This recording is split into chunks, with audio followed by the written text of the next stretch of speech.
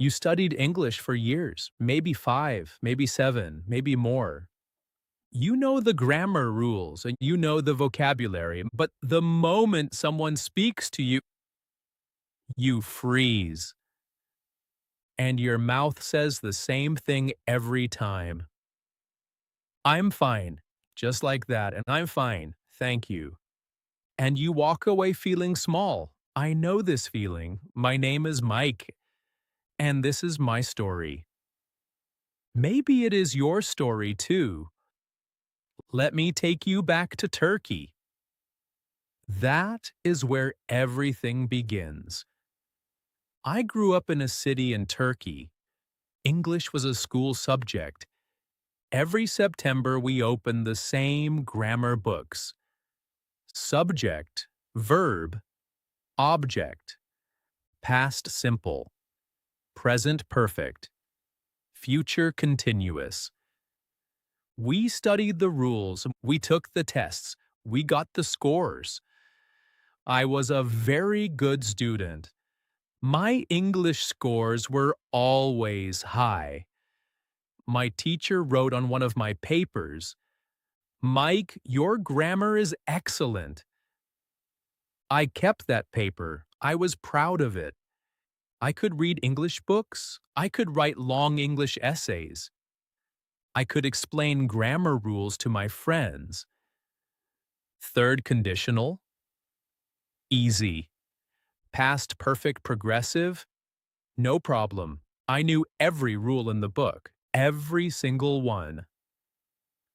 But I never had a real English conversation. Not once. Not one time in 7 years. In my school, speaking was not important. Grammar was the lesson. Tests were the lesson. Nobody ever asked me to open my mouth and just talk. So I studied grammar for 7 years.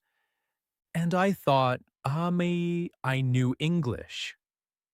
I really, truly believe that.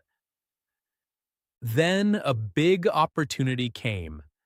I was working as a software engineer in Turkey, and a company in America wanted to hire me. A real job, a good salary in America. I was excited. I was not afraid, because I had 7 years of English behind me. My grammar was excellent. My teacher had said so. I was ready. But before I got on the plane, I went to a bookshop. I bought 2 more grammar books. Just to be sure, just to make my English a little more perfect. On the plane, 12 hours of flying, and I studied both books. All the rules one more time. I arrived in America fully prepared. Or so I thought. The airport was big, loud, fast. People everywhere, English everywhere, real English, fast English, connected, rushing, overlapping English. A man at the airport said something to me, just a few words. Casual, quick. I could not understand him. I said, "Sorry?" He repeated. I still could not understand. I smiled. I nodded. I picked up my bag and walked away. I did not know what he had said. I told myself, airports are noisy. Accents are different here. It will be better at work. The first day at work came. I walked into the office. Nice office, big windows, friendly faces. Someone walked over to welcome me.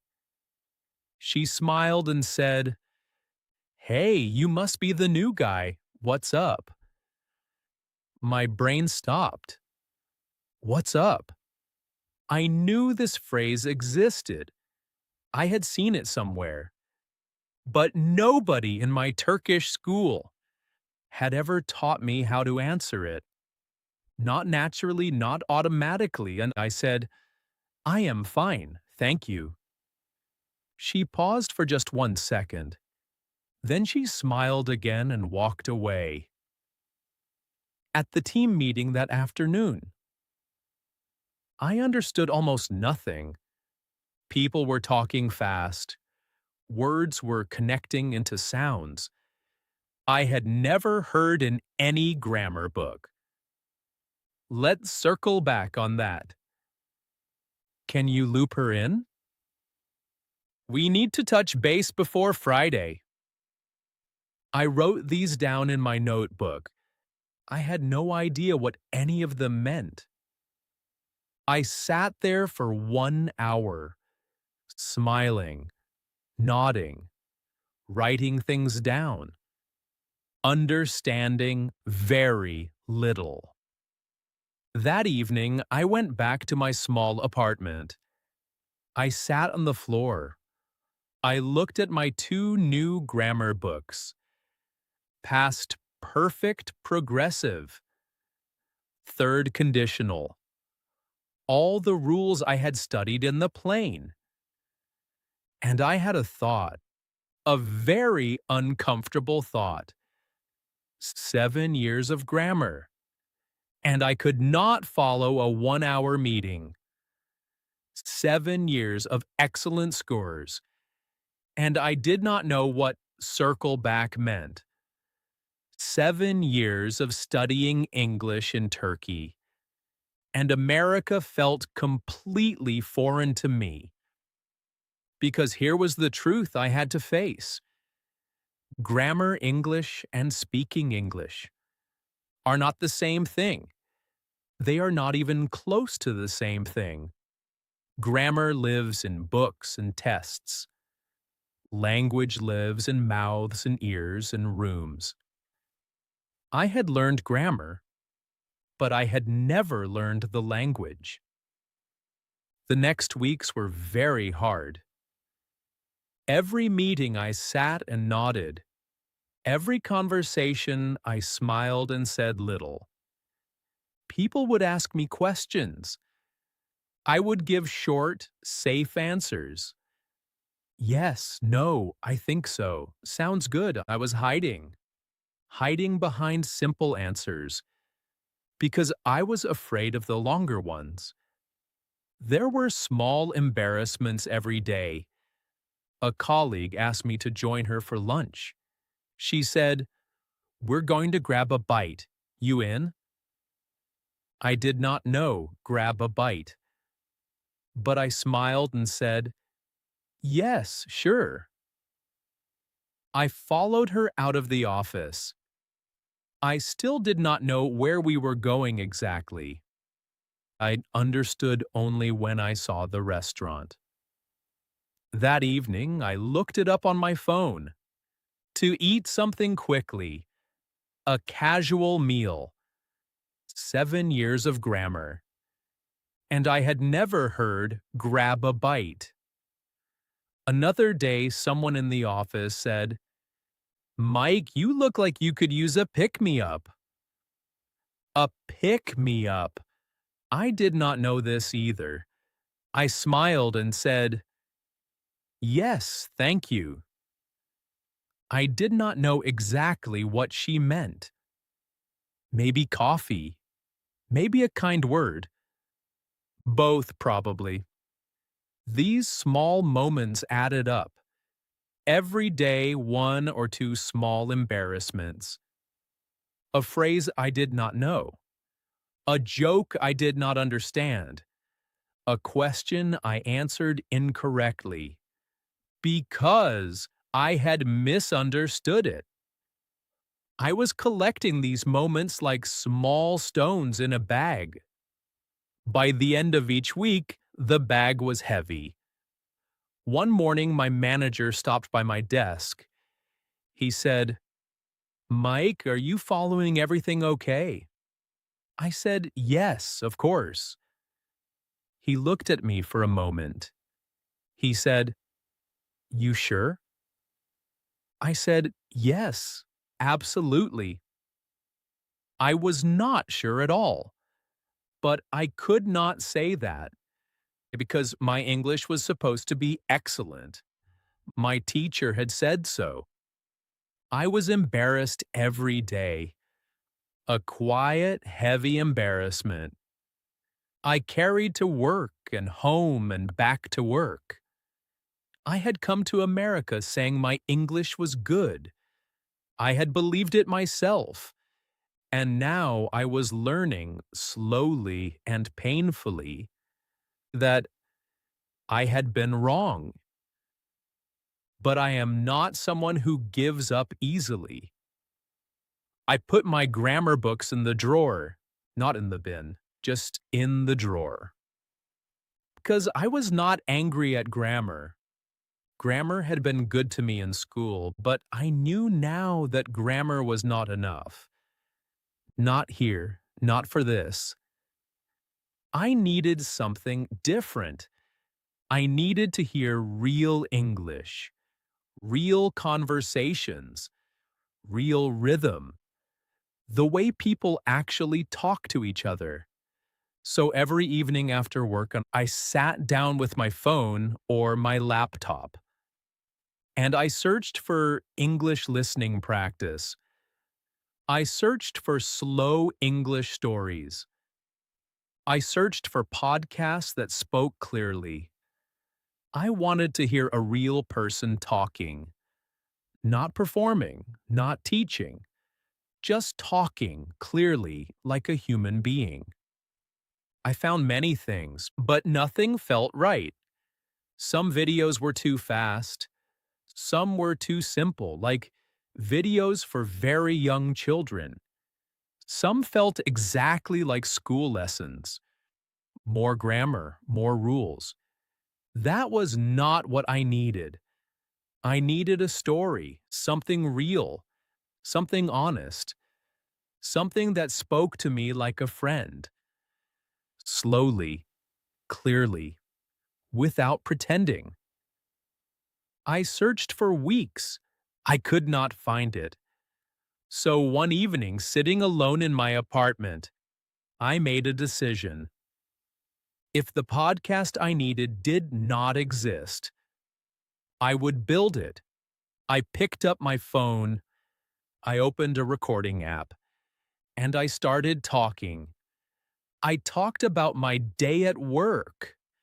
I talked about what I was learning. I talked about the English phrases I was discovering. Slowly, clearly, the way I wished someone had talked to me when I first arrived. I recorded 5 minutes. I listened back. My English was not perfect. I made small grammar mistakes. My rhythm was not natural yet. There were pauses where I searched for words, but something felt right about it. This was real. This was honest. This was the thing I had been searching for. I just had to make it myself. The next evening I recorded again, and the evening after that. I talked about the phrases that confused me at work, the words I was hearing but not yet understanding. What does loop her in actually mean? Why do people say touch base instead of just talk? I talked about the difference between textbook English and real English. I talked slowly. I repeated important phrases. I spoke like a friend, not like a teacher, because that was what I had needed. A friend who spoke clearly, not a teacher with a textbook. This became my evening routine. Come home from work, cook dinner, record a new episode. Slowly and clearly, for people who were exactly where I had been. People who knew the grammar. People who had studied for years. But who could not follow a real conversation. Who froze when someone said, "What's up?" Who said I'm fine and walked away feeling small? I was making something for them. For you. Because nobody had made it for me. And something unexpected began to happen. By speaking into that microphone every evening, my own English started to change. I was practicing without knowing I was practicing. I was building rhythm without thinking about rhythm. Every evening I spoke. Real sentences, real English. Not grammar exercises. Real words in real order, saying real things. After 2 months of recording, I sat in a meeting and something was different. Someone said, "Let's circle back on that." And I understood. Not because I had looked it up, because I had heard it 50 times. Because it lived in my ears now. After 4 months, my manager called me into his office. He said, "Mike, something has changed." He said, "You seem much more comfortable in meetings." He said, "You're contributing more." I said, "Thank you. I have been working on it." He said, "Whatever you're doing, keep going." After 6 months, I was not hiding anymore. I was asking questions in meetings. I was making small jokes with my colleagues.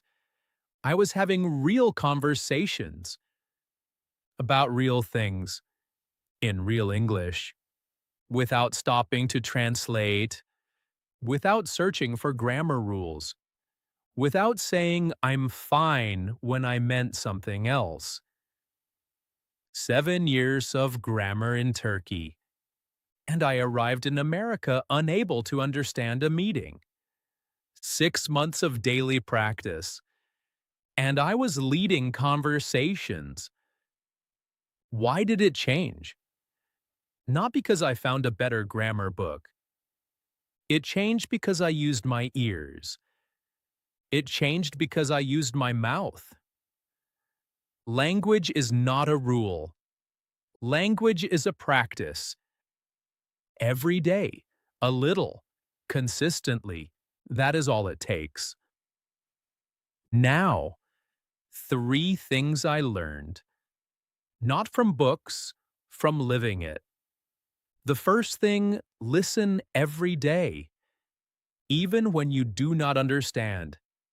Even when English sounds like noise. Listen anyway. 10 minutes. Every day.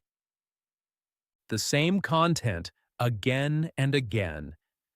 Your ears are building something, even when your brain cannot feel it yet. After 10 days, something opens. It is not magic. It is not a coincidence. It is your ears doing their work. You do not have to understand everything. You do not have to understand anything at first. Just listen to the rhythm. Listen to the music of the language, the rises and falls, the places where the voice goes up and where it goes down. Your body is learning these things. Even when your mind is lost, give your ears time. Give them English every day. The second thing, stop translating and start feeling. When you hear circle back, you do not need to translate it into your language. You need to feel it. Moving forward, coming back to this, the feeling is faster than the translation. And in real conversation, speed matters. So practice feeling English, not just understanding it. This will take time. But every day it gets a little easier. The third thing, use your mouth before you are ready. This is the hardest one. I recorded my first episode when my English was not good. It was uncomfortable. It was embarrassing, even alone in my apartment. But I did it anyway. And because I did it, my English got better. Silence does not teach your mouth anything. Mistakes do. Speak, even when it is wrong, especially when it is wrong. That is how language moves, from your brain to your body. This is why I built English Flow. Because I arrived in America with 7 years of grammar and could not understand a simple meeting. Because I searched for a podcast that spoke to me clearly and could not find one. Because I know exactly how it feels to study for years and still say, I'm fine. This podcast is for you. Made by someone who was exactly where you are and found a way forward. One question for you in the comments. When do you freeze? What is the moment your mouth says, I'm fine? When you mean something completely different. Write it below, just one sentence. I read every single one. My name is Mike. This is English Flow. I will see you in the next episode. Keep listening. Your ears are already working. Even right now, even as you hear these words. Something is changing, I promise you.